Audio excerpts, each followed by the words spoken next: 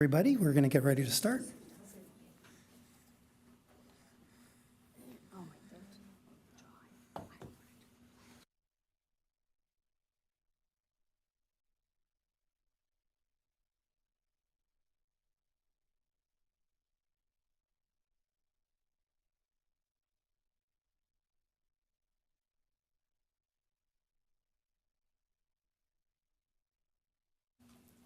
Ready? Okay.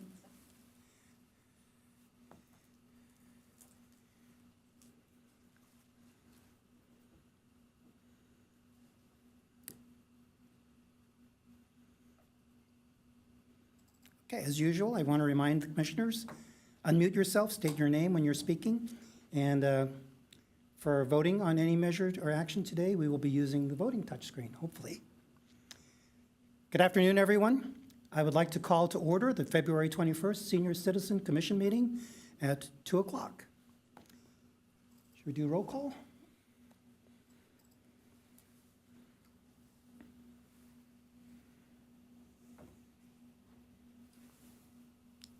Okay.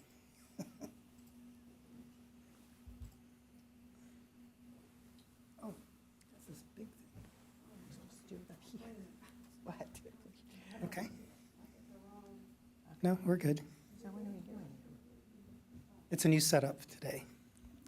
All right, let the record show all commissioners are present except for Commissioner Tobias and Farley. Commissioner Koblenz, would you lead us in the Pledge of Allegiance? I pledge allegiance to the flag of the United States of America and to the republic for which it stands, one nation, under God, indivisible, with liberty and justice for all. Thank you. We are on item 4 of the agenda, special presentations and proclamations. Today we have Andrew Maynard, who is the principal planner for the City of Encinitas Development Services Department. He's going to talk to us a little bit about the permit process and how we might be able to get some help for some of our seniors. Great. Thank you for having me. Like you said, my name's Andrew Maynard, principal planner, and I'm the manager for our front counter kind of operations for building and other permits like regulatory permits, short-term, those type of permits. So just to give you a little bit of brief background on our permit processes, prior to 2019, it was all kind of a paper system. So what happened was contractors, architects, or homeowners would have to come down to City Hall. They'd bring usually multiple copies of plans. The upper right is actually an example of kind of one of our bigger projects that brought kind of all the different records down to City Hall for permit processing. So they'd have to drive and come down. Starting in 2019, we'd actually started prior to that kind of developing a digital enterprise system, which is customer self-service and InterGov. With COVID hit, we rapidly kind of deployed that, and then ever since been utilizing that where it's all digital, and then we don't accept any type of paper submittals.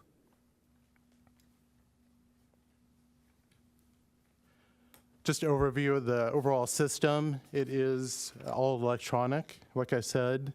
How it operates is it starts from the customer, which could be the homeowner, contractors, architects, draftsperson. They apply through the system. They could do that at home, their office, or we also have a kiosk at the front of our, in terms of our front counter.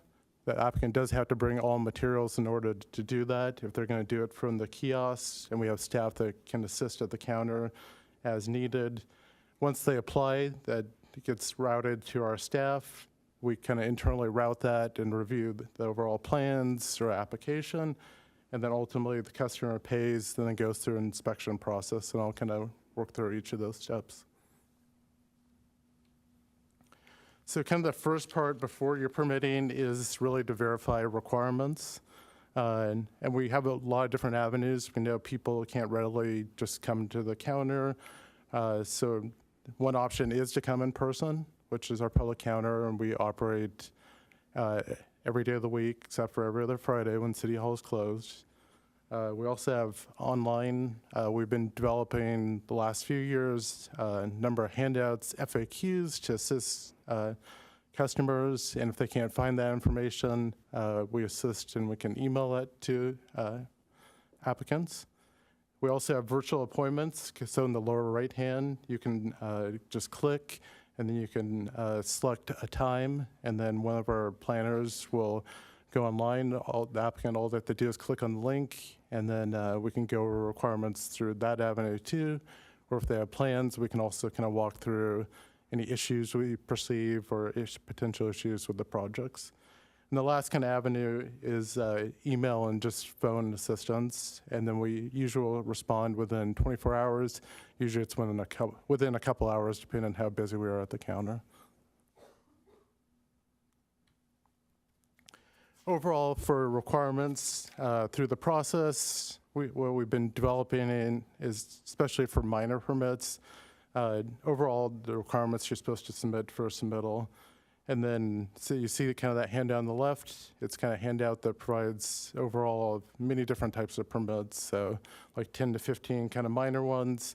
On the right, for each of those, we have one kind of spot where you can fill out that information. Most of our documents now are fillable, so it doesn't require someone to print them out and then fill them in and scan them in, which some people don't have access to kind of those resources.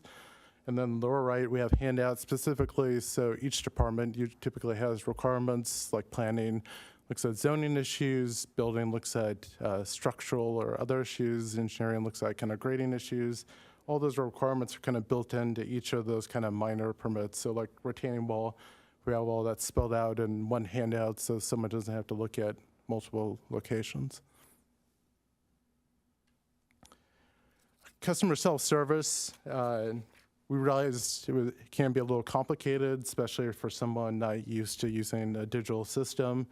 We develop FAQs and handouts almost for every kind of step of the process.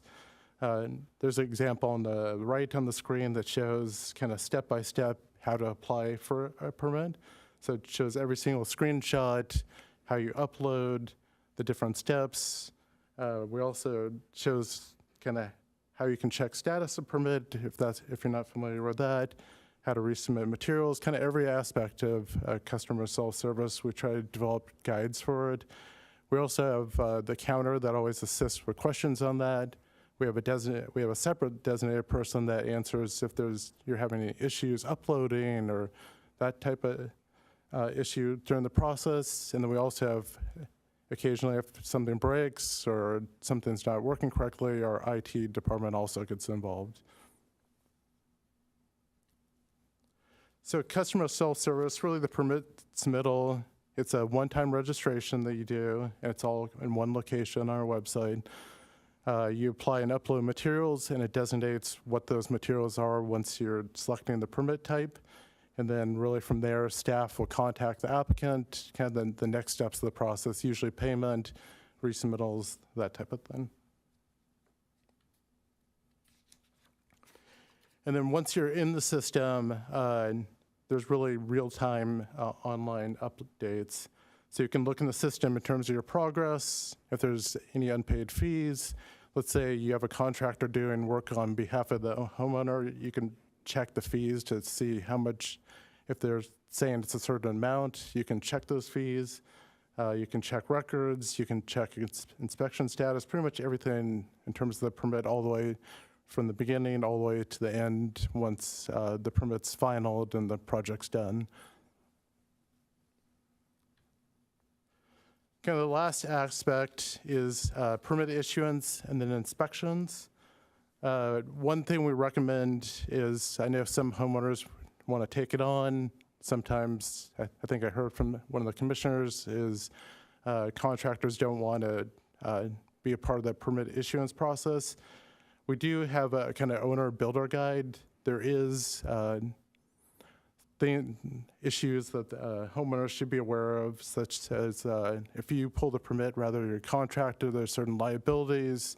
You could be responsible for payroll taxes from that contractor. if they get hurt on the job. Also, the homeowner could be responsible for those. So we do have a handout that really clearly spells out all those kind of concerns and liabilities, and when, the homeowner kind of has to weigh that risk in terms of if they pull permits versus a contractor. The other kind of piece to it is inspections. Sometimes some of the more minor permits, some like a water heater is just one inspection. However, if you get into like a tenant improvement where you're doing improvements within your home, sometimes there's multiple inspections. It's difficult for a homeowner to know those steps. So we usually recommend a contractor or architect pull the permit on behalf of the owner. That's kind of the overall process, and then I can answer any questions for you.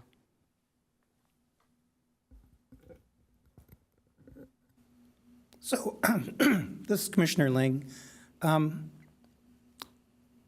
think the reason this particular concern has come up and why we're glad you're here to speak on this topic is what we're seeing more and more, and it started off just sort of an anecdotal experience.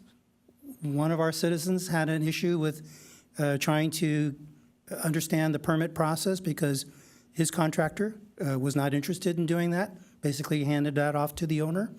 And as we started talking about this, we kind of found out it's actually more than, it's a common issue right now. It's a common occurrence. So as seniors, and recognize that some of us have been around for a while, some of us have been around pre-computers and are not computer literate, so going to a fully online digital system does not help some of these seniors who are not comfortable on a computer. What are some of the things that we can do to assist seniors who are interested? They don't always have the choice. They have to figure out the permit process.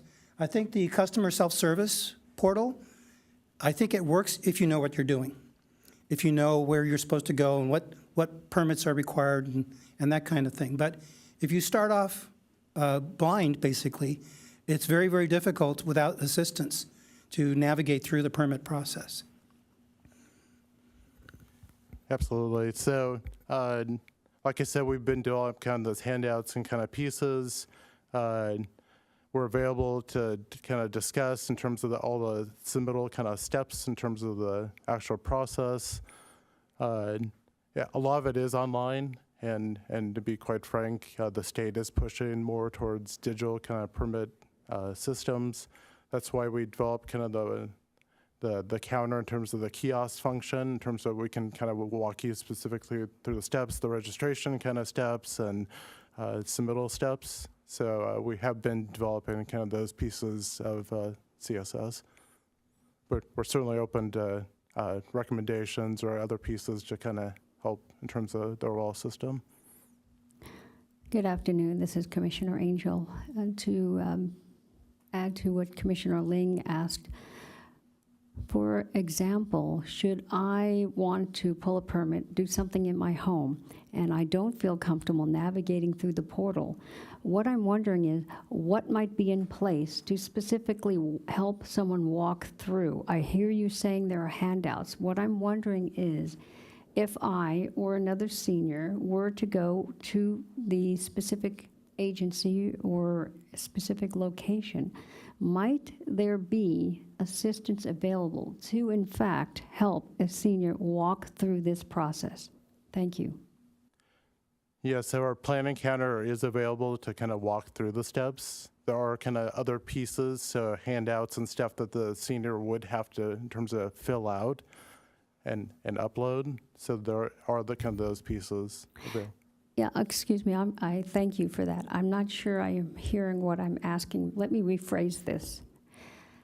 If I wanted to pull a permit and I have the handout, but I still am not feeling confident enough to do this on my own, what I'm wondering is, might there be an actual human being available to assist me?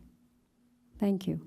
Correct. So there is someone designated at the counter that specifically just does that, so assists with kind of those different functions. And that's why we have the computer set up at the counter to assist with specifically kind of those issues. Thank you. You're welcome. This is Commissioner Ling again. So I think the major hurdle that we have right now is that you have a fairly large and growing senior population.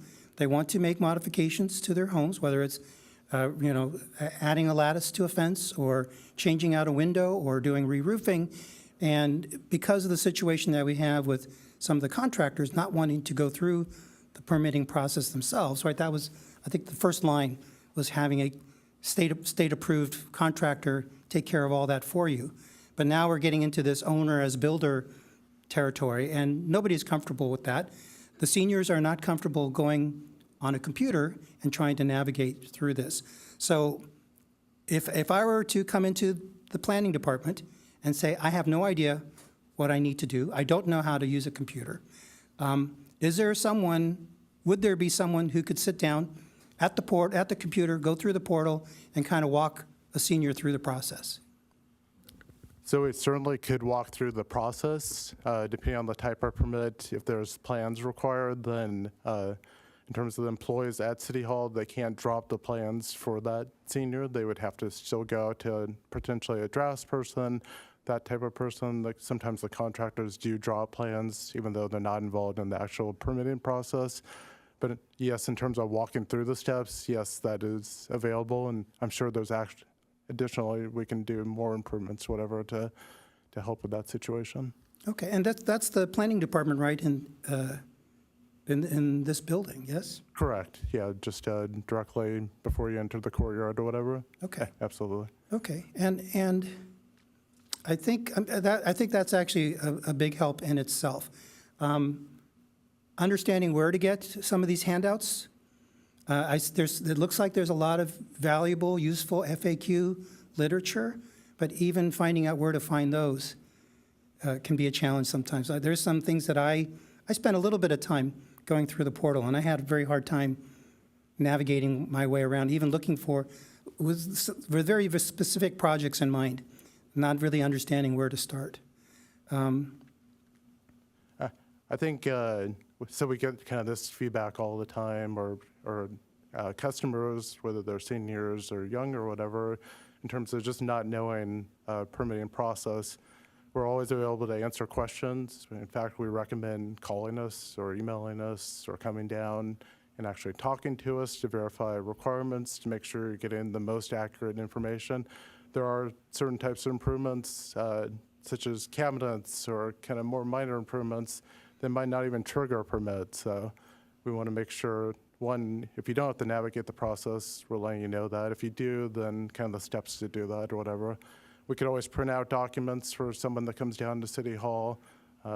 So we do have all of those kind of functions to assist at the counter.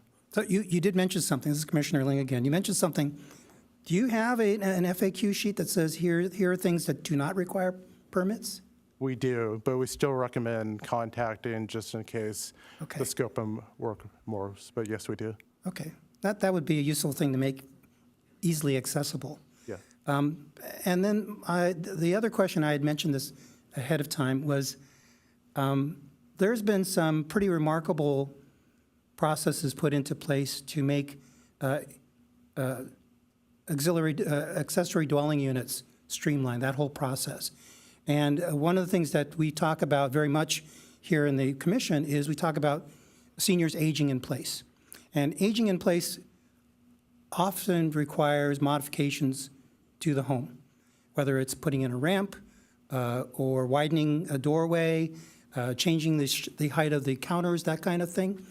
And I was going to suggest, can we introduce a process similar to the ADU streamlining to make it easier for seniors to make those kind of modifications for aging in place?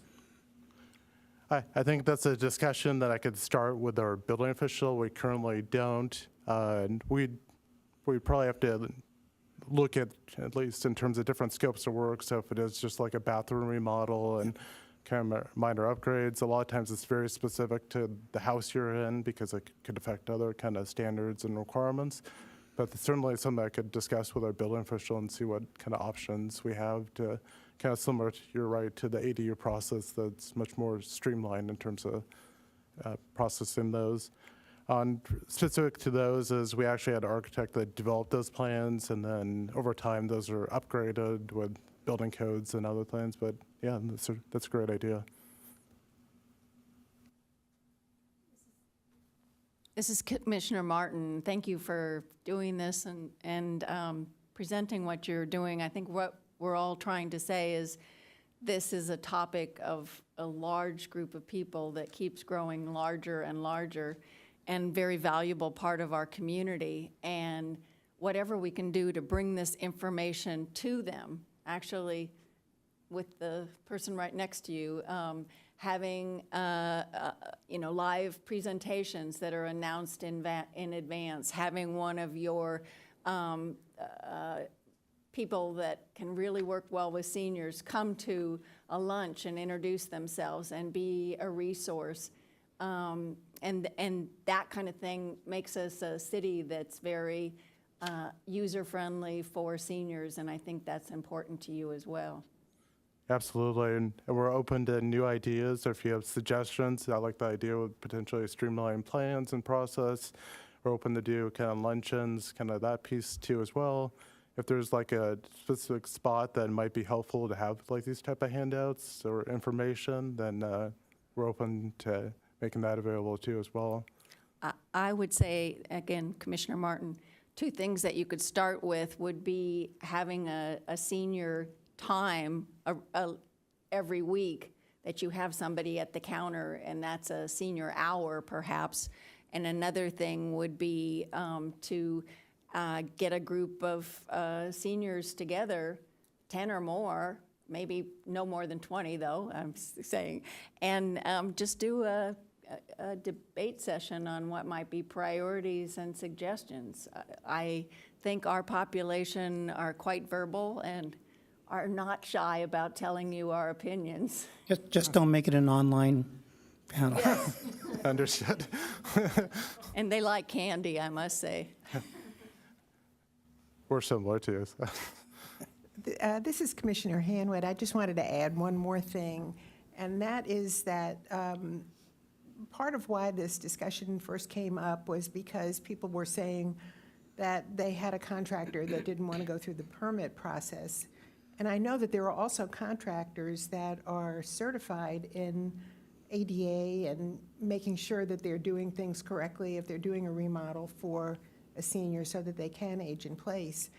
And I'm imagining that the city probably is not able to come up with a list of people like that. I mean, it's something that I think people would find very valuable if they were looking for a contractor that they could trust and somebody that had the right background, if somehow that was available.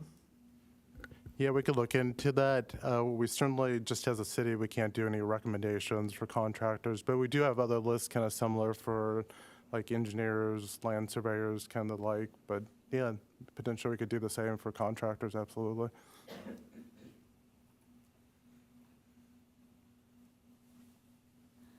This is Commissioner Angel again. Well, I really appreciate you being receptive to our feedback. And what I'm wondering is, would you be willing to come back and visit us in about 90 days with what perhaps might have been implemented out of the recommended changes we've just made, or the recommended or suggested changes that might be put in place within the city infrastructure?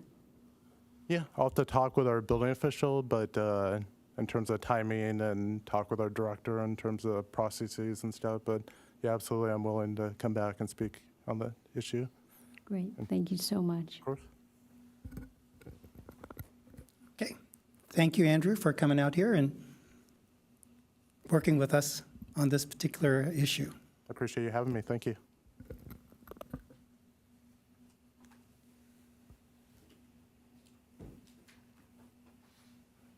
Okay, our next agenda item. Item 5, oral communications, and I believe we have some people today. We do. We have 3 speakers. I'll call your name, and you can come to the podium in the order of your name being called. And just remember, you have 3 minutes to address the commission. Aaron Clements is the first speaker, followed by John Franklin and Amy Stuck.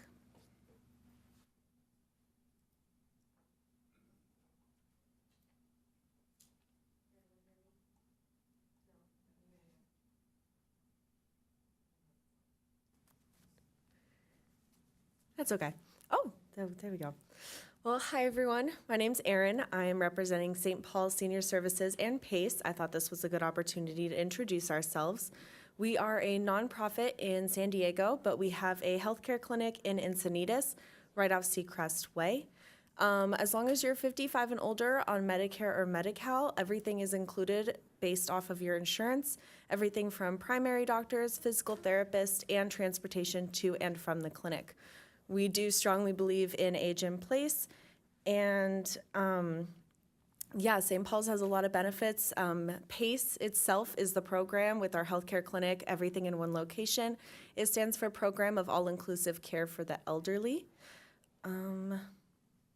I just want to introduce us. We will be at the Senior Expo this Saturday. We are also sponsoring 6 events at the Senior Center, and we are going to be hosting a reopening or an open house, because we did open in 2020, on March 24th around noon. That flyer will be going around as I am part of the Encinitas Council. I think that's it. Did anyone have questions? Thank you. Yeah, thanks.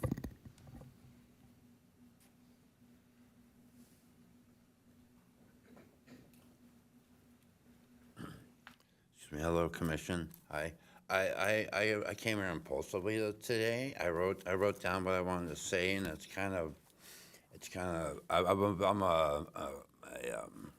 citizen of Encinitas for over 50 years. I went to Oceano, Ada Harris, Oak Crest, San Diego, and anyhow, I really kind of came impulsively. I want to speak for my family, but I'm not gonna. I think it's kind of it'd be irrational for me to speak of that the way I wrote it down right now. But Maureen, thank you, Maureen. Came out and greeted us and said you don't get many visitors, and I know why, and I'm not alone, and that's why I wanted to come today. And I was a little impulsive, and I think my writing is good, but I get anxiety because my parents were victimized by the city, and I don't want to. I get emotional, and it gets really hurts me. It's a process I'm going through. So, thank you for your time, and I love the city, and I think I'm on my white slip. I wrote down fear for seniors. Seniors have fear, and there's a lot that do not come forward to how do you say, get involved with the city or go to the senior center. And this is an old started decades ago before the city was incorporated. And yeah, I know some of you know it, some of you don't. I'm not gonna use names, but it's really sad, and it can get better. It really can. And I don't give up, and I'm for good, and I hope you all have a nice day. Thank you. Thank you. Don't give up, Thank you, sir. and we're trying to make things better. Oh, if you want to speak. Sir, before you leave, sir, thank you for your candor, thank you for your bravery, and we're sitting up here hearing you. And I hope you come again.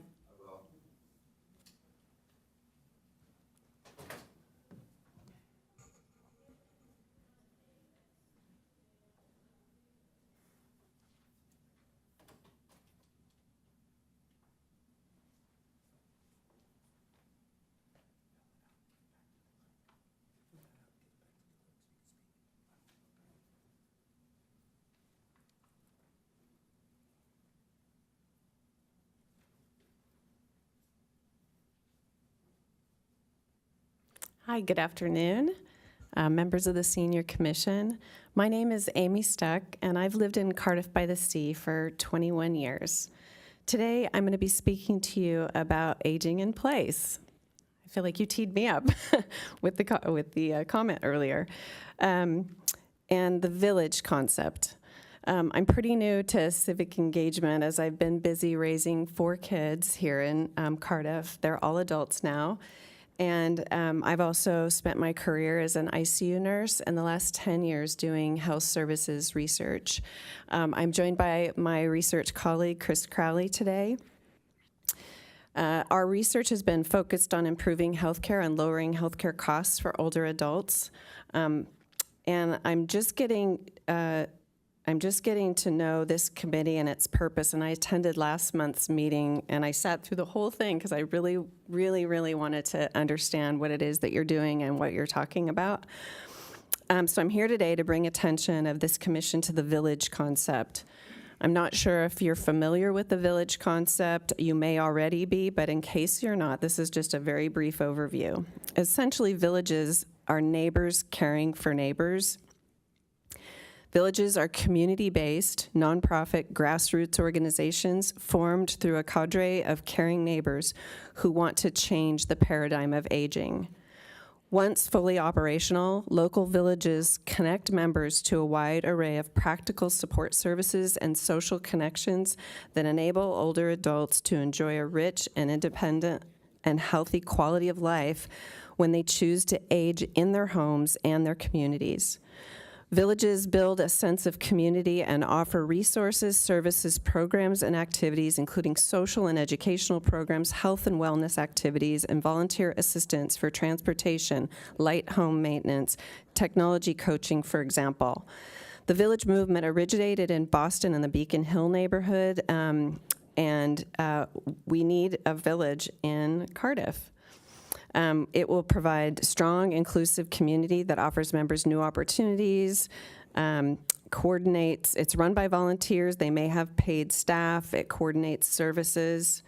And I'm just going to skip down. So why do we need them now? So AARP found that 90% of older adults want to age in their homes and communities, and demographics indicate that by 2010, in 2010, there were 7 caregivers for every 80-year-old, and by 2030, this will be 4, and by 2050, 3. So the village model helps older adults age in place of their choosing.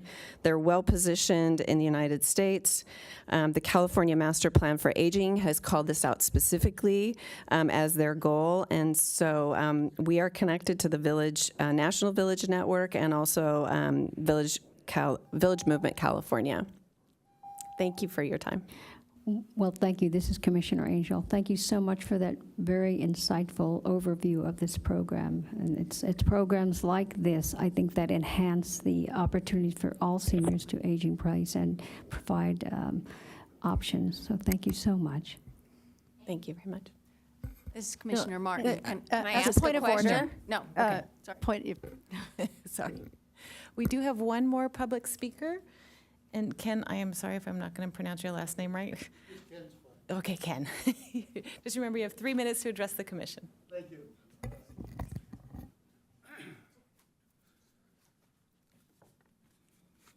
Greetings to all of you, fellow seniors.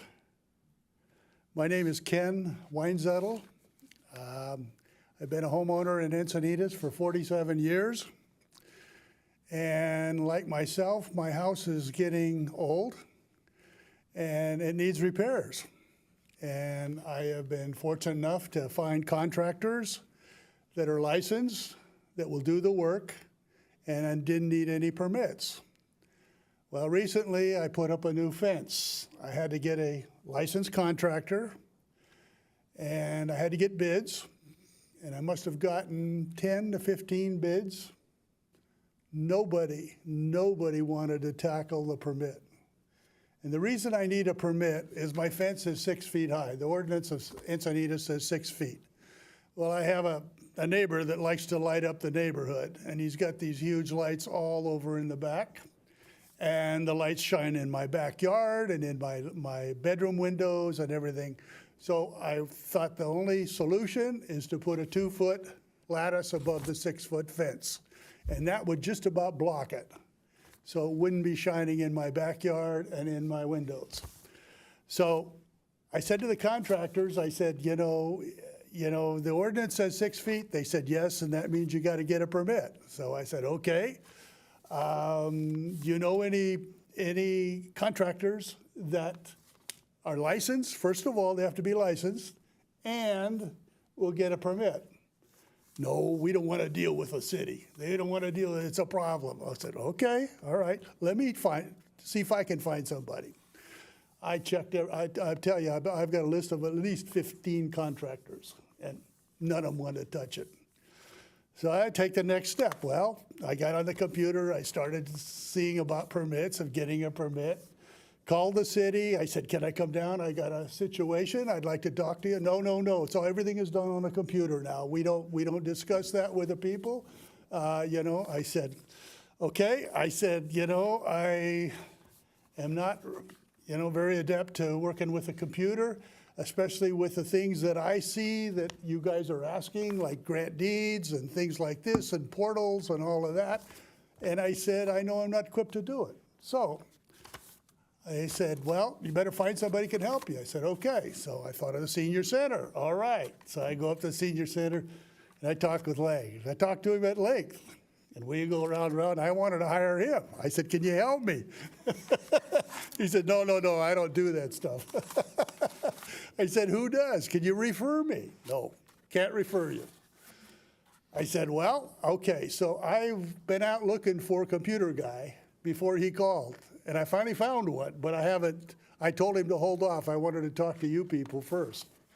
Because it's a minor thing. It's a repair, we're talking a repair, basically a little lattice. And I think your idea was the best. If we could get a group once a month, This is seniors? Manager Goodsell. Thank you for wrapping it up. Your 3-minute time is up, but thank you. Okay, thank you. Thank you all, appreciate it. Thanks, Ken.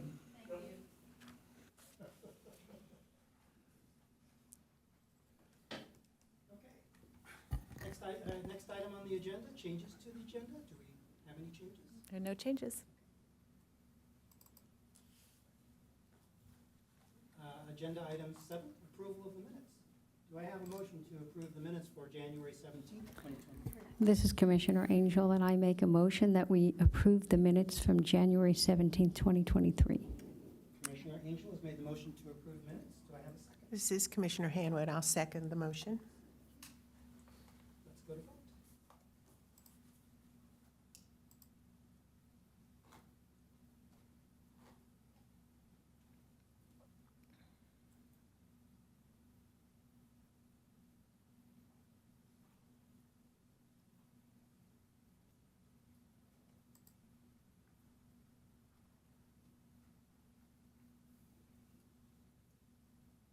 Let the record show the motion passes unanimously. Onward to agenda item 8, action items. 8A, Senior Citizen Commission Annual Work Plan. So I think for today, I'd like to do what we normally do, which is go through each item in the work plan, and then very briefly go back over it again, but look at it in the context of, are there things we want to start modifying for our new work plan for 2023-24?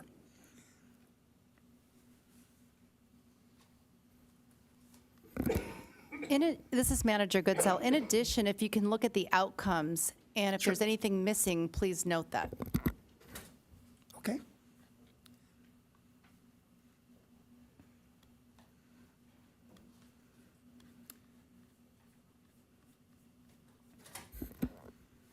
Okay, let's start with item 1. Attend city-sponsored and city-partnered local community events serving as city ambassadors. Any updates?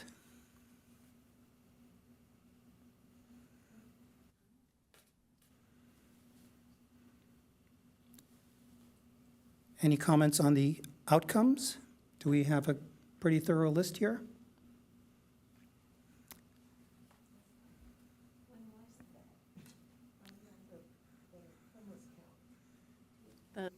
Okay, yes, The point in time homeless count, I think, has been since the last meeting. yes.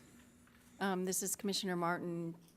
3 of us attended, and it was a great observational event, and it was also a bit of a lost and found. Adventure. Adventure.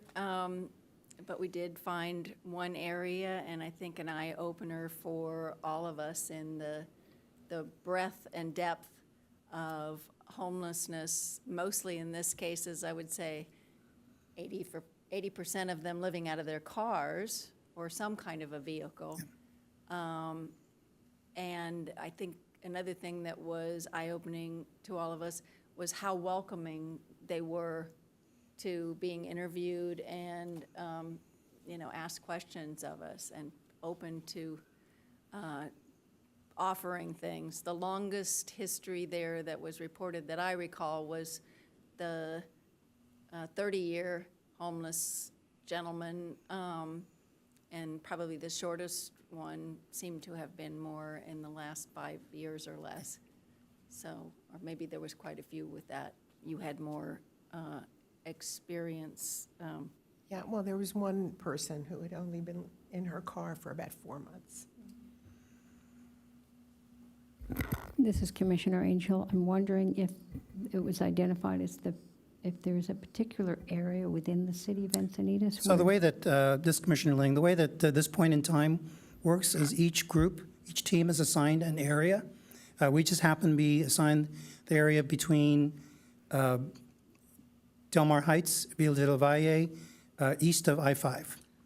So we only knew what was going on in that area, and there's supposed to be results posted sometime later this year. April, okay. And Commissioner this is Manager Koblenz. Goodsell. For clarification, do you have the month and the date that you participated in the homeless count? I can get that to you. And then the names of the commissioners who participated? So it was Commissioner Martin, Commissioner Hanwit, and myself. Okay. And I can get you the date. It's on my calendar. From- It was In February? 4 a.m. So Okay. it's pretty obvious on my calendar. Thank you.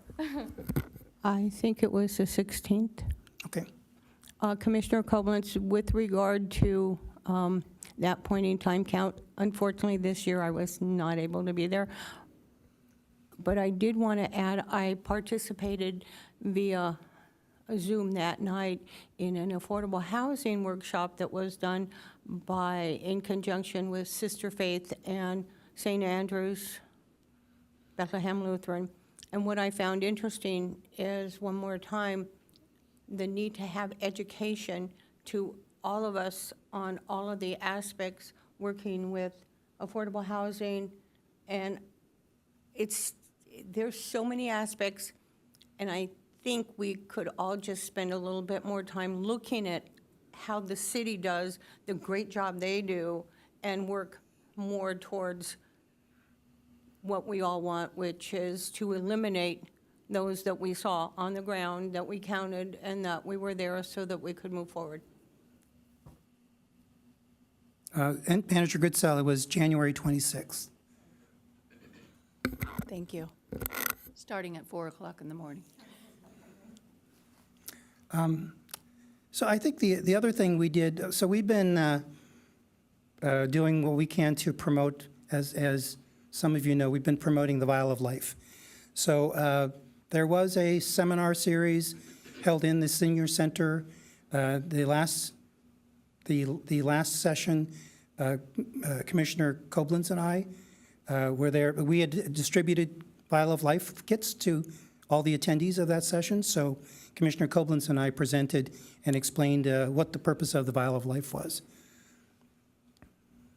Commissioner Koblenz, if I can add to that, thank you, Chairman Ling, is that we were able to make a little bit more of a connection with maybe those that don't come to the Senior Center, that will come to the Senior Center. And again, our desire, as we've already heard, for more availability of expressing resources to our senior population, which is very fun.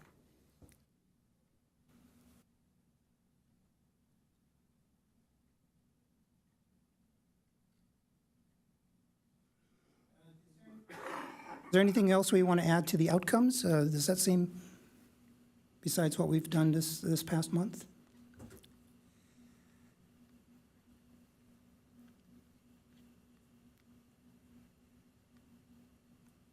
Okay, moving on to item 2. Identify guest speakers for monthly meetings to provide education regarding topics related to seniors and find platforms to get the information out to the seniors in the community. This is Commissioner Martin. A friend of mine is a palliative care nurse practitioner at Scripps Encinitas. And I asked her 2 questions, and that was, would she ever be interested in coming to our commission and just saying what is palliative care and what kind of services do we have available? And would she also be interested or be interested in coming to the senior center and doing a presentation? And she said, I'd love to both of them. And she's an excellent speaker and has a 40, 50-year knowledge base, so. And Manager Goodsell, I believe we have some speakers lined up for the next couple of months as well. So next month, we have the Homeless Solutions Manager that will be presenting, and then I will also be working on the Live Well 2.0 speaker, and then we will also move on to the palliative care speaker.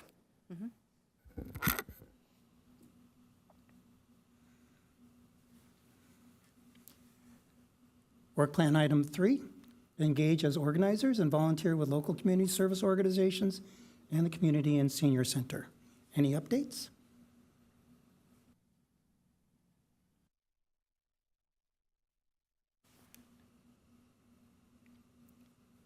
Any changes we want to make to the outcomes? Just Commissioner Koblenz calling here. The Senior Expo, Retirement Expo, been working with the Encinitas Chamber and very excited to see all the participants, and it seems to be doing exactly what we want to do. So that, Aaron reminded you, it's this Saturday, so show up. Yep. And if you look for the table for the City of Encinitas, you will see at least one of your fellow senior citizen commissioners. So Commissioner Martin, Commissioner Koblenz, and I will be there. Right, and this is Manager Good, so just as a reminder for the schedule, so this will be on February 25th from 9 to 1, and then Commissioner Ling, you will be scheduled from 9 to 10 at the table, along with a staff member, and then Commissioner Koblenz from 10 to 11, and Commissioner Martin from 11 to 1. And thank you so much for taking the time to be at the table. I appreciate that. This is Commissioner Angel. Unfortunately, I'll be out of state this weekend and unable to attend. Okay, work plan item 4. Continue partnership with the Encinitas Rotary Club and explore other Encinitas Service Club partnerships to recognize and promote the Senior Citizen of the Year and Lifetime Achievement Awards. Any updates? I have 2 nominations that should be coming in the next couple days, primarily through the Rotary, and 3, actually, 1 coming in through the Encinitas Chamber. So we are moving forward. This is Manager Goodsell. If you can promote the Senior Awards Program at the Senior Expo, that would be fantastic. And also, I have nomination forms here, so if any of you want to pick some up from me and distribute them, that would be fantastic. Thank you. Excuse me, this is Commissioner Martin. Will those be? Absolutely. This is Commissioner Angel. Would you just remind us the deadline for this year? I know it went out in the email, but I appreciate that. Yes, the deadline is 4 p.m. on March 16th. Okay, work plan item 5. Enhance senior programs, including intergenerational programming in collaboration with the Encinitas Youth Commission and other service organizations, computer assistance, Feeling Fit Club, and baby boomer offerings. We are still in dialogue with the Youth Commission. We're marching day by day towards our March 11th Senior Tech Help Day. I believe the hour, we're right, tentatively, we're saying from 10 o'clock to 2 o'clock on that Saturday. That is correct. And the idea is you bring, if you are a senior and you are struggling with an issue with your personal technology device, we will be asking a number of high schoolers to volunteer their time and expertise to work with you to help you figure out your solutions. Commissioner Koblenz, question, do we have a flyer and/or publication for that? That's in the process, yeah, the youth commissioners are working on that. Thank you. And we hope to have that and hopefully a press release ready to go in 2 weeks before the event. This is Commissioner Martin. Has there been any more meetings, or will there be any more meetings before that for those people that have been involved with the planning? Probably will be. We've been doing mostly email. It's been interesting because we're also dealing with the school holiday schedule. Kind of gets in the way sometimes. And of course, they've got a lot of activities. Some of them are, but we're still getting some responses from them. So I think we're moving along. We do have other activities that we want to start working with, getting started with the Youth Commission. We have a senior game day, and we also have a food drive for the spring. So these are all things that the Youth Commissioners ad hoc group and our intergenerational activity group have agreed that we're going to work on this before their school year runs out. So this is Commissioner Hanwin. I just wanted to add that with the help of Commissioner Ling, I had the opportunity to speak to the Youth Commission on February 1st because one of their activities that they're planning is a food drive. And so I got to talk to them about the neighborhood food project that I run in Encinitas and give them details, and hopefully they'll want to go forward.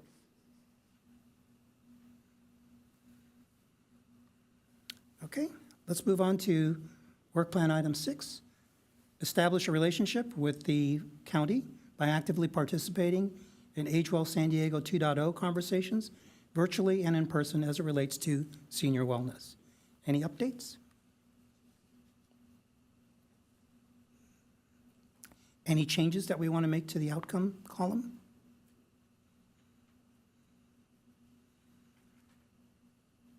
Item 7, work collaboratively with city staff and senior citizen commission ad hoc committees to determine programs requiring grant funding. Any updates here? I have a question. Oh, sorry, this is Commissioner Ling. What's the situation now with the shades for the fitness equipment? You know, this is Manager Goodsell. Unfortunately, we were not able to move forward with that due to the lack Access. of being able, exactly, of access for equipment. Is there something We can possibly look at another grant down the road. It would require a significant amount of funding, considering our dilemma with the access issue. Okay, So for now, it's on hold.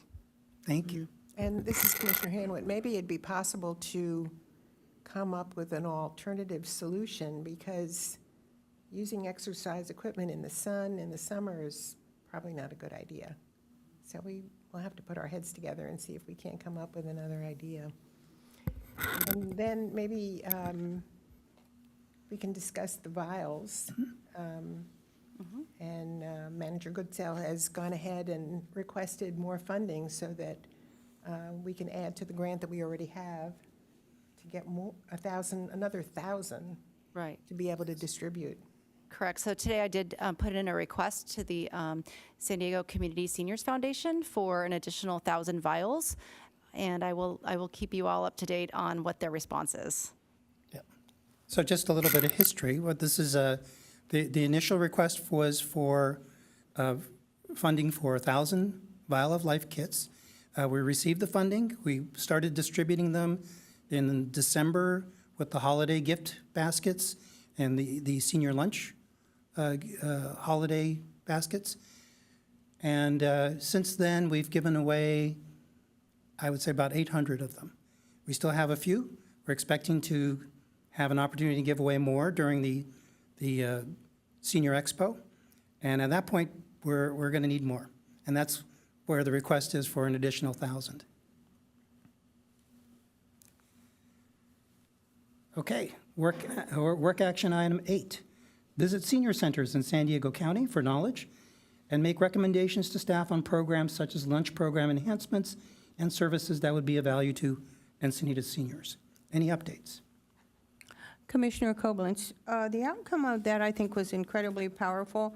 We learned a lot. I think the outcome right now is exactly how we move forward, what the needs are, and how we do it effectively and efficiently so that we can maximize not only what we've learned, but what facilities that we have and what opportunities we will have in the future.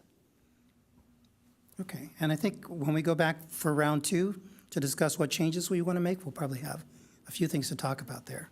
Yes.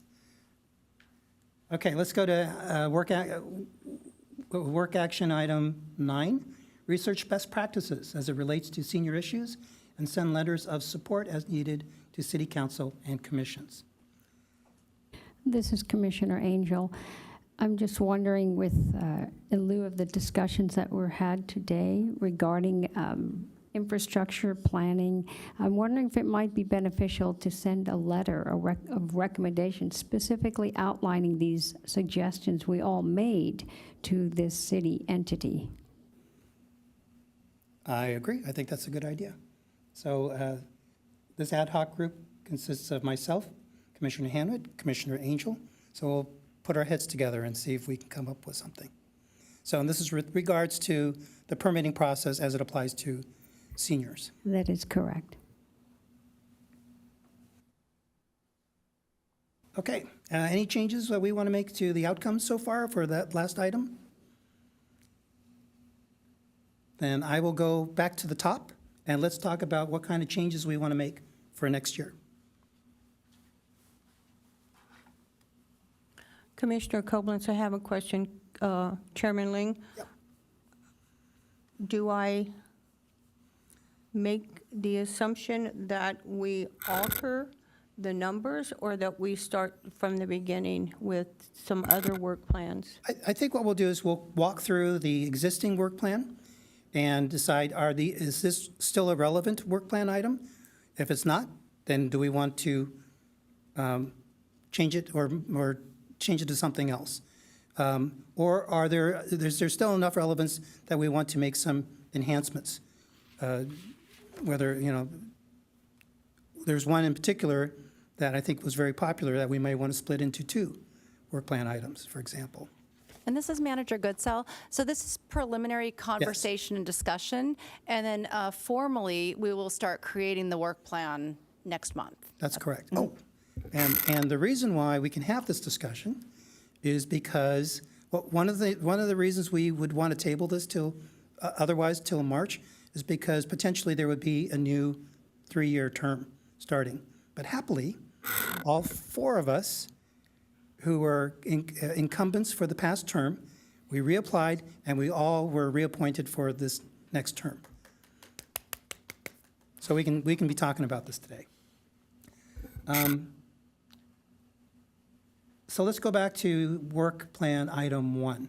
Attend city-sponsored and city-partnered local community events, serving as city ambassadors. I think we've had this question before, and that is, what defines, what is the definition of city-sponsored and city-partnered? So this is Manager Goodsell. City partnered would mean that the city of Encinitas would have an MOU with an organization, and that would go to city council to approve the MOU. And then a city-sponsored program would be a program run by the city of Encinitas. Okay. This is Commissioner Angel. If I could just give an example, since you mentioned that MOU, an ongoing interest item for myself that I refuse to give up on is the Feel and Fit program. And when, not if, but when that is approved, that would actually be an example of this, because that would be a collaborative effort between the city and the county. And another example, this is Manager Goodsell, would be the Senior Expo. It would be it's the Chamber of Commerce in partnership with the city of Encinitas. Okay, thank you. Do we want to make any changes to this one? I think this one sticks. This is Commissioner Martin. I like this. I'm missing a piece of it. It seemed like when I first started going to meetings that Manager Goodsell, you would give us frequently a list of upcoming events in the next, say, 6 weeks. I'm wondering two things. I'm wondering, is it possible that we could have those listed somewhere in our agenda or an attachment, number one? And number two, could isn't there a city calendar? This A is link to the city calendar be included? Sure, this is Manager Goodsell. Every agenda packet does have the events, so you should find that in your agenda packet that's emailed to you. It's also posted on the city website and on the city calendar. Okay. Yes, I didn't- And it's actually at maybe the didn't very bottom of the work plan. Okay, didn't get all the way down there. Yeah. See if I can find it there. Whoops, there it is. Okay, so we're going to leave item 1 alone for now. Item 2, identify guest speakers. I think that's also pretty good. We've actually lined up, I think, some very, very good, very relevant speakers this past year, so I hope we can continue to do that. Commissioner Koblenz, with regard to item 2, my suggestion is, I think our speakers are wonderful. I'm suggesting that we either create another work plan item or separate into actually platforms or actually forums in which people can, palliative care, have a coffee clutch, a workshop, a book review, in addition to, so once we bring the information, this is great information, sure, and then we have people coming together under just an information center, and I think you can also add the opportunity to announce it via paper. You can do it, you could even possibly do it without attaching it to the city meetup forums or next doors. So I think if we could separate the speakers and then have the action. So I think I agree with Commissioner Koblenz. I think there is actually an opportunity and a vehicle to do that, and it's actually part of item 5, what's currently item 5, which is to enhance senior programs. If you look at the outcome side, it says one of the things it talks about is to promote additional activities, but specifically to seek and encourage potential instructors to submit class proposals via the RFP process. So that's one way to do it, is to have one of the free senior classes and it could be an open forum type of class. But I don't know how we would set up the less formal mechanisms. I don't have a. I think there might be an opportunity to discuss that after we just kind of sort of percolate it for a while. Okay, I'm good with that. So keep that note for next month.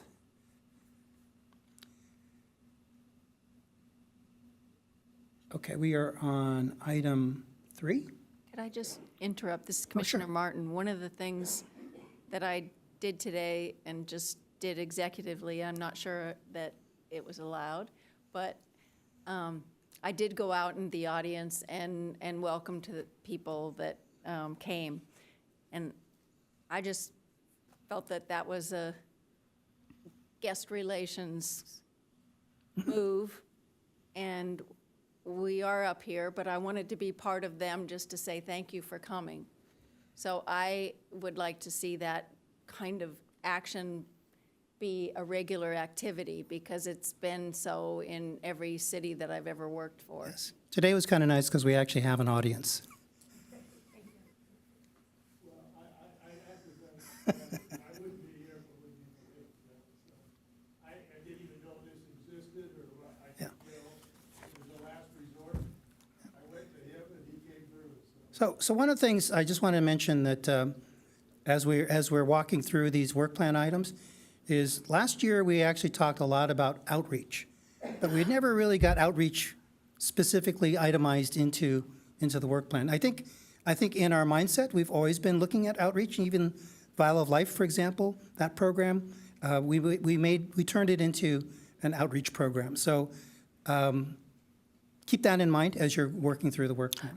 Commissioner Lang, one more thing, and yes, I have that on my little notes too, for clarification. So item 2, my suggestion is that we split it. And we're going to talk more about splitting it next month because you said item 2 stays as it is? I think so. We can talk about it if we want to tweak it, but this is one of those work plan items where it's not an ad hoc, it's not considered a specific project, so it's with the exception, so you see here that all the commissioners can participate. When we start getting into the ad hoc projects, we're limited to 3.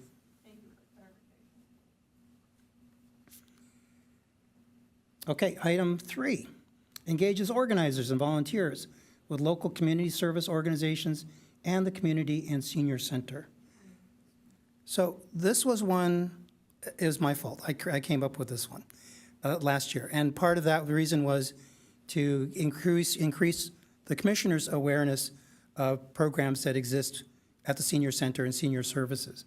And what better way to do that than to volunteer and participate in them?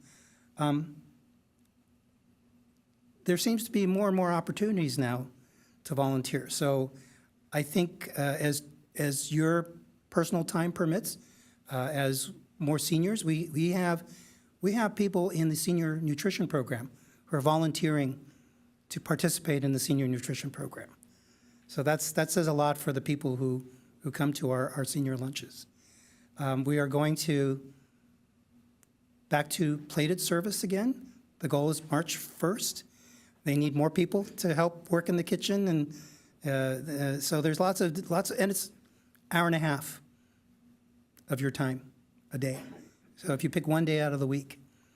So I'm hoping that we'll stick with this one, and we will actually see more volunteerism in the next year. Excuse me, this is Commissioner Martin, but it does say local services, right? Besides just the community and senior services. So that would be CRC and other events having to do with seniors in town.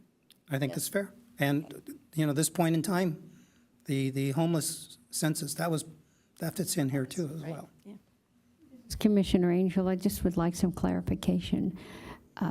I visited 4 different senior living facilities this past month, and the reason why I'm asking this question is, although it's not a city-sponsored event, I'm wondering where, if any, place on this plan that type of outreach might fit.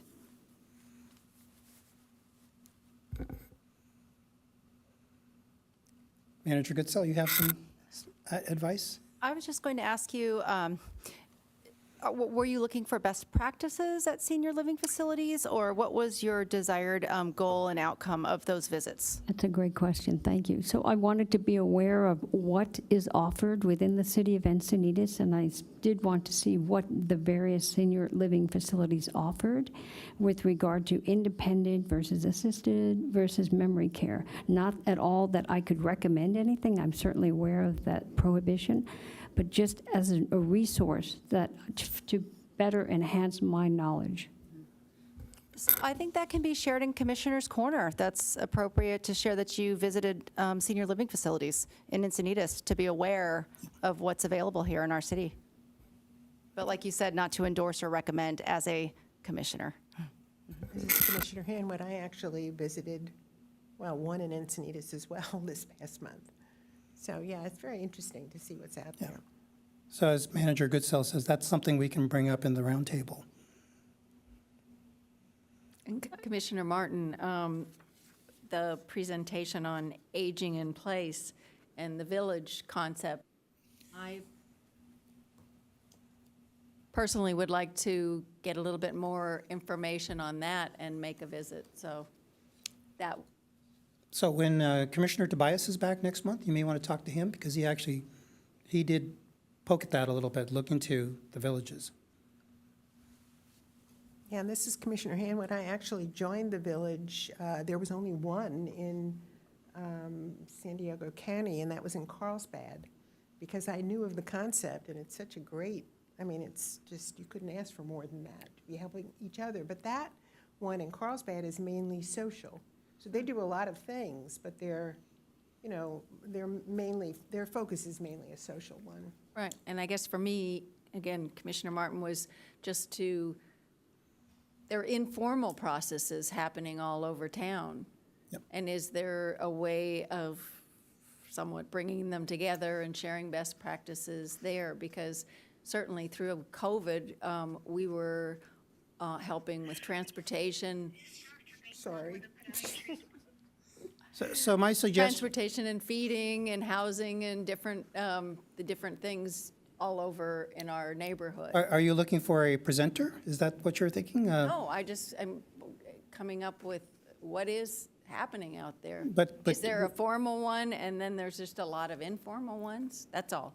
I was, Okay, but Curious. would it be helpful to have someone who's knowledgeable present about the village? right, that's what we had. Well, this was just a oral communication. That was a 3-minute blurb. We can't ask Oh, yeah. questions, that kind of thing. I'm going back and saying, Sorry, I agree, yes. Commissioner Koblenz, I think that's exactly what we're looking to do, is to reach out into our community and see who has a sphere of influence, but more importantly, who has the initiative and who has the desire. My suggestion would, I don't know if it's even allowed, is that if we want to entertain that we get a hold of Amy, she seemed to be very knowledgeable, and see how it might not work, but again, it's a resource, and we're bringing more people in. so I think this is Commissioner Ling.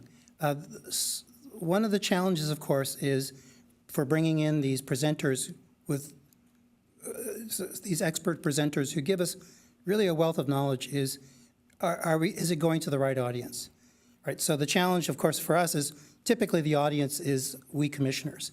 And even if that were the case, there's things that we can do with that information. But that kind of trickles back down to some of these ad hoc groups that we're talking about, right? Are there, and maybe we want to reword some of these to cover them. So, for example, I would say these senior enhancement programs, that kind of thing.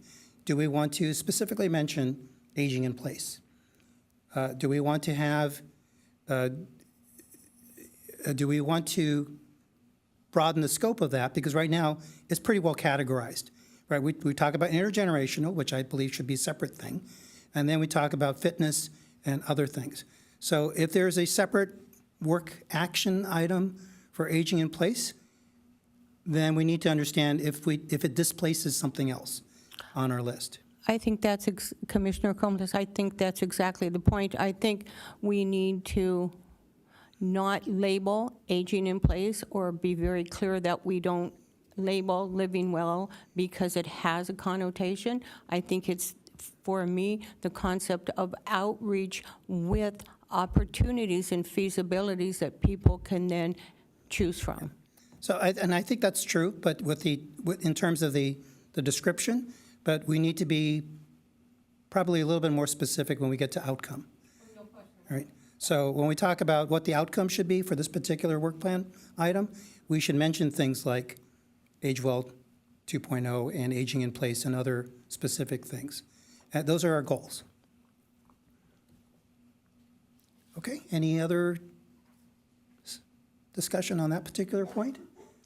Let's talk about our favorite thing, the working with the Rotary Club for Senior Citizen of the Year and the Lifetime Achievement Award. This has been sort of a fixture for us for many, many years since it was first formed. So are there things that we want to do to enhance this particular work action item, or do we want to just leave it the way it is? This is Commissioner Angel. Well, I think within the last year, just revising the nomination form was a clarification and allowed people to separate out in a more clear and concise way whether the individual's being nominated for an annual event or a lifetime achievement event. And I definitely want to see that protocol maintained. Commissioner Koblenz,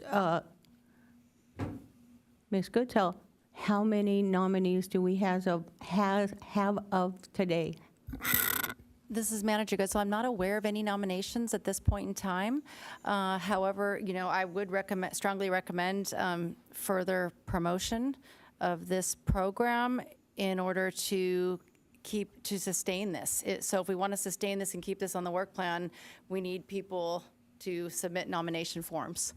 Okay. And a And you deadline. can consider, do you want to do this every year, or do you want to do it every other year, every 5 years? I mean, that's been brought up in the past also. Something to consider. And I believe the deadline for nominations is before our next meeting? It's the 16th of March at 4 p.m. So we can talk a little bit more, with more context about this next time, too. For future use, this is Commissioner Martin. It seems like maybe there is already a strategy for promoting it, but having gone through the 2 cycles of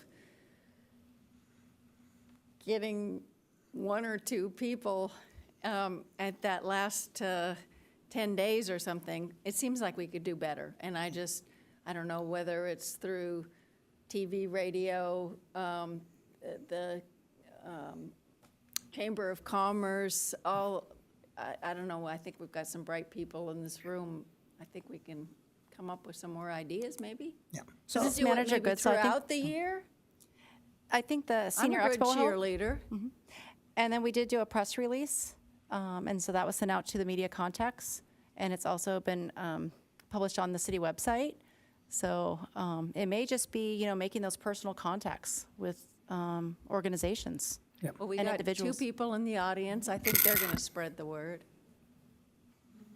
This is Commissioner Angel. One last comment. I think what Commissioner Martin said may be very relevant here. We're really, from my experience on this, I've just started to spread the word after January of each year, and we have a closing date within 3 months. And I'm wondering why we cannot have the press release throughout the year and just have the nominations coming in and hold them until the time when it's appropriate to look through them, and the ad hoc will go through and read them. So you do realize, this is Commissioner Ling, you do realize, be careful what you ask for, because the ad hoc group is also responsible for reviewing all the nominations. So I think that's one of the reasons why you have a time frame. I think the nomination process is something, it's an act of passion and love. You don't fill out a nomination form unless you feel very strongly about a particular candidate. So, how do you, it goes back to my original comment about outreach. How many people know we have a senior citizen commission? How many people know we have this kind of program for senior citizen of the year? So the more people who are aware of it, the more people are likely to nominate, very wonderful seniors for this award. Okay. Let's go to item 5. Enhanced senior programs, including intergenerational programming, other service organizations, computer assistance, Feeling Fit Club, and baby boomer offerings. So my comment here is, I think this was a lot to put into one basket. And I know there were a few commissioners who were a little upset that they couldn't participate in this one big bin because they were limited to three commissioners in an ad hoc group. So initially, at this point, my recommendation is to split this into 2. Intergenerational already interacts with the Youth Commission. They have a corresponding ad hoc to work with the Senior Commission, so that one should sit by itself. And then we have another one, and how we define that other one is, again, up to this group for other senior enhancement programs. This is Commissioner Hanwood. I agree with that idea, and I think we should go forward with it when we meet next time. Okay, but let's all think about what the wording is and what things we want to cover in that ad hoc group, because as Commissioner Koblenz points out, we don't want to tie ourselves down to very, very specific things, at least in the initial description. What we want to do is we want to be very ambitious in the description and maybe be more specific when we talk about the outcomes. All right. Work action item 6, establish a relationship with the county by actively participating in AgeWell San Diego 2.0 conversations. Commissioner Koblenz, I have a question, point of clarification. When we say actively participating, can we define actively? So, for example, Commissioner Hanwit is actively participating in the conversations about housing, AgeWell San Diego, AgeWell 2.0. There Attending are, the Housing Committee meetings. Okay, so do we physically or become involved? Do we have projects that we can do together? Or is it primarily actively a conversation in what's occurring is my question. so Commissioner Koblenz, I think that's a good question. I mean, basically, what Commissioner Hanwood has been doing, she's been participating in those conversations and then passing along the messaging and the decisions to the rest of the commission. Do we want to be more engaged in that? Yes, she's nodding. Or do we want to take this and make a broader category and include things like Age in Place, AgeWell San Diego, that kind of thing as possible outcomes and goals? Go ahead. Well, I had another thought too, because when, before AgeWell San Diego, the idea of AgeWell San Diego came up, I was particularly interested in the master plan for aging from the governor. And the website is such a wealth of information, and on there, they have a playbook that you can download. It's a PDF, and it gives you very specific things that you can do, and in there, they have the same goals as AgeWell San Diego pretty much, but in each of those areas, housing, social, health, transportation, and it tells you what ways you can make a difference, which county offices you should contact. It's really pretty specific.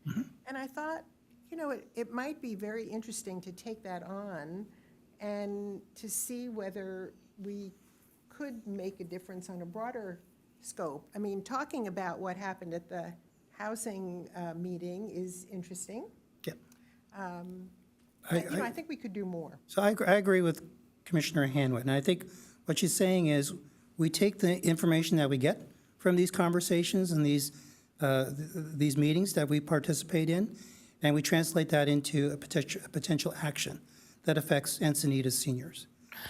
Commissioner Koblenz, that's exactly the point. One more time, what we're doing, we're outreaching, we're engaging our seniors to actually have physical opportunities to see where this affects everyone. It might have something to do with the village, I'm not sure. But this is exactly the point. I think as we grow and as we are in a position now that we are broadening and we can be together more, and I think that will bring more opportunities to get more seniors to see what we're doing. Okay. So my suggestion is let's think about that. Let it percolate a little bit, because there's different ways that we can leverage that AgeWell 2.0 information, right? Do we try to channel it to more of the senior community? Do we try to turn it into activities or programs that benefit the senior community? There's a lot of different ways that we can do that. Right now, it's a very passive thing. So what can we do to turn that around and make it a little bit more engaging? Okay, here's our other favorite item, work action item 7, work collaboratively with city staff and senior citizen commission ad hoc committees to determine programs requiring grant funding. So this is Commissioner Hanwood again, and of course, this is very close to my heart, and, I want to be a part of it, but I wonder whether this should just be incorporated into all of the different areas of the work plan, that this is just something that if somebody wants to do an intergenerational project that requires money, that it could be available. I'm not sure how that would work because of the ad hocs, but I'm not sure, how it would look. but it seems like it could be, like the way it is now. So if there were an intergenerational project that needed funding, that ad hoc would have to come to this ad hoc to, and then who's responsible for it? Where does it, then you don't want to get 6 people sitting together and talking about it, because you can't. So, I just, Yes. So I see where you're coming from. So I think the concept here is if, for each of the ad hoc committees, for each of these work plan items, if there is a requirement for funding, then that particular ad hoc group is required, takes the burden of trying to find the means for that funding. Whether it is going through some of our very familiar resources for grant money, or, but that grant process now is distributed among each of the ad hoc groups. So that's food for thought. Then that particular item goes away, and it gives us room for another work plan item, which is also a good thing. Does anybody feel heartache about that? of course, as a grant writer, the only concern that I have is that there's a way to write a grant. Yep. And if you've never done it, and, no matter how much you want the money, without some assistance, it might be a difficult thing to do and actually get funded. So how do we train each of the ad hoc groups to To write grants. write grants? Well, we just put her on every one of the ad hoc groups. Right. I don't see any problem. Does anybody else? Manager Goodsell, you had a comment?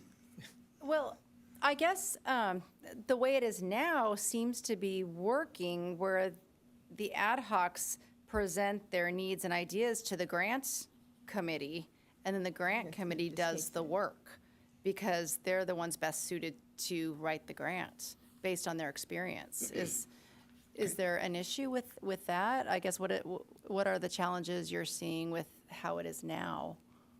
I think we're just wondering if that's really the right way to do it. Okay. So we'll, And you enjoy writing the grants, correct? Oh, absolutely. Okay. Sure. This is Commissioner Angel. So what I'm hearing is a question from Commissioner Hanwit that would broaden the scope of the grant writing. What I'm also hearing, though, is I'm wondering if there's a perception that there's a limitation, and I'm not sure that that's what I'm reading, because what I'm reading is that the grant that is written can be applied to any number of these programs that we're already working on. So even though it's one specific subset and ad hoc, it's not, at least, correct me if I'm wrong, but what I'm reading is it's not limiting what the grant itself can be used for. well, the actual grant application is very specific. So yes, grant writing in general can apply to any of the ad hoc groups. So the question is there a constraint with having just one ad hoc group doing grant writing? So we Clarification. can think about it. I don't want to. Commissioner, just clarify, Commissioner Copeland. So let's say I, under item number 8 or whatever, wanted to submit a grant, then it would go through item number 7. Yes, and we have to, it has to be made during the regular meeting, based on a decision made from the ad hoc group, and that basically gets passed on to the grant writing ad hoc group. And then the grant writing ad hoc would decide whether they wanted to do it or not. It would be up to them? The full commission could make that decision. Yes, yeah, but I think Go to vote. it's what's not allowed is for one ad hoc group to approach the other ad hoc group. Right, so that would have to come up in the main meeting. So you do that as a commission in a public Right. meeting. Well, and I guess my question that we can think about is if one of the ad hoc groups came up with the idea of having a community garden, and they have a lot of experience with that, and they know a lot about it, and, how you'd go about it, that information should be passed on to the grant ad hoc, because, it was their idea. So, you'd want to take exactly what they want and try to find the funding for it. So there would have to be some interaction between the ad hoc committee. So I'm going to toss this out there, and then I want to move on. Okay. Maybe what we need to do for item 7 is we put together a template for proposals from other ad hoc groups, so that there's basically a vehicle to fill in the kind of information that Commissioner Hanwood is asking for, so that we're better prepared to write the grant, as opposed to just kind of verbalizing it in a commission meeting. Because there's very specific things that we are required to fill out in a grant application, and the more information that's available to the grant writer, the better that process goes. Did I get that right? Okay, let's move on to the next. Visit senior centers in San Diego County for knowledge, make recommendations to staff on programs such as lunch program and other services that would be of value to Encinitas seniors. Are we done with this one? No, we're Is there not more? done with this one. Thank you, Commissioner Koblenz. First of all, the staff has been wonderful. We've made great strides in changing, upgrading. My suggestion is we are venturing into a new work plan. I'd like to see a new survey done and passed out to actually narrow down what the needs might be today. Okay, so I agree. I see item 8 as being, this is the most senior center-centric work plan item that we have for this year. And it's a relatively new one. And I think I can see this one evolving to getting back to the thing that we want to do, which is promote senior services, promote the senior center. You know, there's a lot of people in Encinitas don't even know that we have a senior center. So how do we do that? And this may be the work plan item that helps to do that. Also, I'm going to pass this, but I want somebody to turn it back. This is an example. It came from the Rancho Santa Fe Review, and they were advertising their senior center for some of their programs.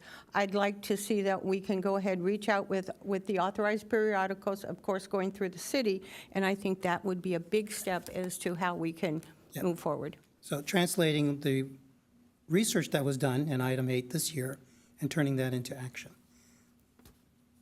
I think that's a good game plan. Any other comments for item 8? Let's do item 9 very quickly. Research best practices as it relates to senior issues. Send letters of support as needed to city council and commissions. I think we've already got some ideas on this one. So I do think also that this is potentially a very powerful way to express the needs of the senior community. We did one for universal design. I kind of see another one coming for aging in place modifications to a home. So I think we're good. Okay, any other comments? We're going to table this and save it for next month? Okay, let's go on to our next agenda item, which is 8B, appoint a commissioner to serve on the Community Grant Program Evaluation Panel. This is Commissioner Hanwood, and I would like to make a motion to appoint Commissioner Ling to serve on the Community Grant Program Evaluation Panel. Okay, I accept that. Do we need to, are there any other commissioners interested in this role? Do we need to have a vote? If there are no other commissioners interested, then no, and you've been appointed the panelist for the Community Grant Program. Congratulations. Moving on to agenda item 9, informational items. Manager Goodsell, you're on. Thank you, Chair Ling. 449 meals were provided in January at the Senior Nutrition Program, and 180 rides were given. We recently celebrated birthdays and Valentine's Day at the Senior Nutrition Program and participated in the Love Your Heart Day by hosting blood pressure checks through AMR. We had 26 people stop by the table and have their blood pressure checked that day. We're excited to announce that we are switching, as Commissioner Chair Ling said, to plated meals on March 1st. Volunteers are being secured, and they will receive proper training before the transition, and we tentatively have 6 volunteers.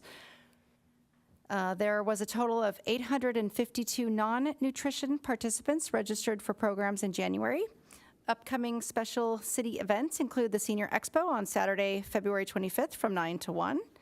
Art Night is Saturday, March 4th from 5:30 to 8:30 p.m. And then, of course, as you mentioned already, the Tech Help Day for seniors is March 11th from 10 a.m. to 2 p.m. And if we can get that flyer ready for the Senior Expo to promote it, that would be great. I'll bring that up. The recreation guide for spring and summer camps will be going to print soon, and registration will open on March 6th at 8 a.m. And that concludes my operations report. Okay, agenda item 10. Are there any commission member-initiated agenda items? No. Item 11.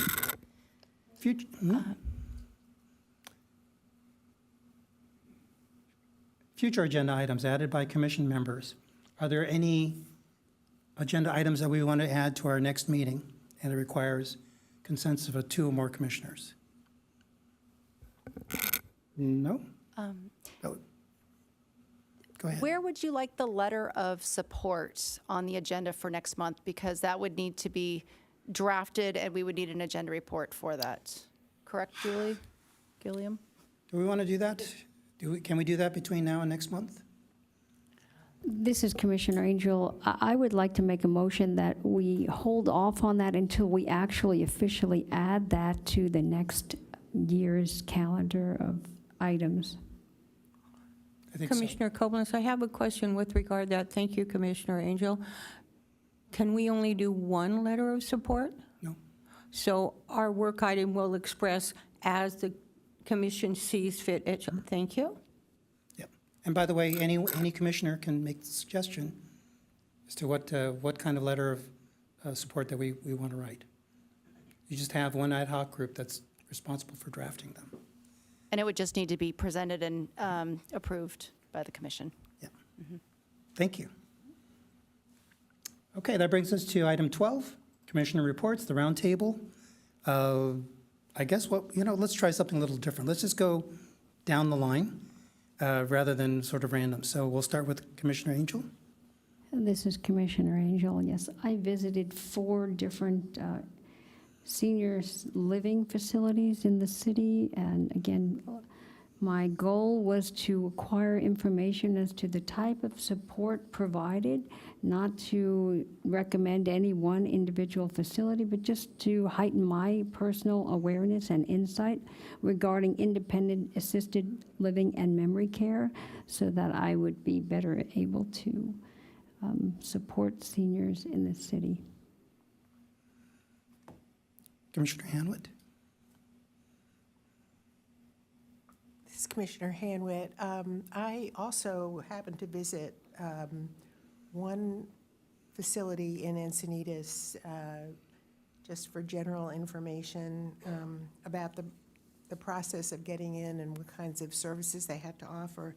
And I also, just for the record, thought I wanted to mention that with the Vials of Life, that they were delivered, we had about, as Commissioner Ling said, about 800 that went out. Meals on Wheels, You Are Not Alone, and 4 or 5 residential. Community Resource Center.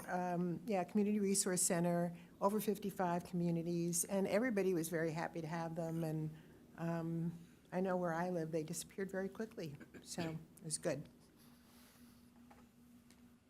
Commissioner Koblenz. Commissioner Koblenz, I just have one thing. I participated in the San Diego Sheriff's coffee at Starbucks. I thought I knew a lot of the programs that the Sheriff's Department has, and I was incredibly impressed upon the vastness, especially of what they do with the youth and those at risk. Just a point of information, they do have a wonderful brochure. I keep thinking that as we move about, there are so many resources out there, and we need to be able to collectively have some type of idea. how we can say to the seniors, have you thought of, or have we thought of? Because in the senior world, as we talked about, everything's there, but most of it is go online. So it's just a point of information I'd like us to carry with us, that it's just better to say, I heard from Commissioner Hanwick that she went, and from Commissioner Angel that she went. Have you thought about? So that's just something I want to share. Commissioner Martin? I'm trying to get it to green. Thank you. One thing came up when we were doing the point in time, and you and the chair both had a rather long conversation afterwards with 3 or 4 representatives in the CRC, and it seemed like there was some discussions of potential action items, and I'm wondering, I was standing back from that, so I didn't know if there were any future action items from those discussions. Do you remember that? So this is Commissioner Ling. So that was this point in time experience. We did our survey, and then we sat down with the CRC folks afterwards, and really we were talking about homeless, and in particular senior homeless, and how the word is that they are created. Not that they come from somewhere else, but they are created in our own community. And I think that was the takeaway. I'm sorry, Commissioner Coe, did you say we're created? Yeah. Thank you. Okay? The other thing for me, if this is just a round table and open on things, I'm just amazed at how frequently we have conversations in here or hear a presenter about something, and it comes into my personal life just spontaneously week after week. And I'll give you an example. I was just having a girl thing, a manicure, and it turns out one of the volunteer sheriffs who was very involved in who's also an RN, who's very involved doing the visits with homebound seniors, was in there. And so we got to talk, and I just really want to say thank you for this opportunity to be on this commission and how much it has continued to overlap in my life. And I like this discussion of next year's plans. Okay, thank you. With that, I would like to say that the February 21st, 2023 Senior Citizen Commission meeting is hereby adjourned at 3:41 p.m. Thank you, everyone.